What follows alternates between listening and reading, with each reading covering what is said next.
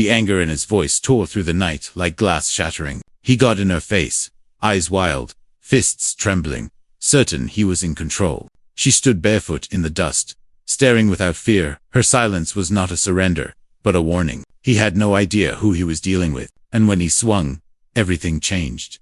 Before I tell you what happened next, tell me in the comments where you're watching from. I love knowing who's listening. Her name was Ava Locke. Most people in the small desert town knew her as the quiet mechanic who kept to herself, fixing engines and riding her motorcycle home at sunset. But they didn't know she used to be a special operations operative, a shadow in combat, trained to neutralize threats before they even formed. She never bragged about it. She only tried to forget it. His name was Darren Cole, a retired operator himself, broken by war, addicted to adrenaline, angry at the world. He'd heard rumors about a woman who matched his background, someone who had turned her back on the life that angered him, who walks away from the brotherhood. So he found her. That night, under the burning sodium streetlights, he called her a traitor. He told her she'd forgotten where she came from. And as neighbors peeked from behind curtains, Ava took a slow breath, nostrils flaring, but said nothing. She didn't owe anyone words.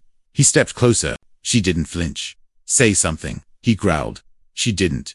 When his fist came at her cheek, it felt like the world slowed, the air turning thick as honey. Ava ducked, pivoting with her hips, and in 3 breathtaking seconds he was on the ground, gasping, blinking up at the stars. But she didn't stop there. She knelt beside him, voice steady, finally breaking her silence. You're better than this. You know you are. He looked at her, stunned not by the pain, but by the mercy. Nobody had spoken to him like that in years. There was no victory in her eyes, just sadness. She stood, dust settling in the light behind her, like smoke from a gun barrel. The crowd had grown. People who moments ago were whispering now stood still, holding their breath. They weren't seeing a brawl. They were witnessing a past collide with a future. Ava turned, thinking it was over. She thought she'd never see him again. She was wrong. The next morning, Darren showed up at her shop. He didn't knock. He just stepped inside quietly, holding 2 cups of coffee. Ava froze with a wrench in her hand. For a moment, they said nothing. I don't need your forgiveness, he murmured, but I do need your help. And in that quiet moment, the walls between them cracked. Behind his apology hid a deeper truth. He was lost. She knew the road he was on. Once, she'd walked it herself. There was moral tension in the air. Should she help a man who had attacked her, knowing he was broken, but potentially dangerous? Or should she turn her back, letting him drown in his demons? It wasn't what he deserved. But maybe it was what she had needed once. Understanding, compassion, a chance to be seen. She took a breath. All right, she said, but no more violence.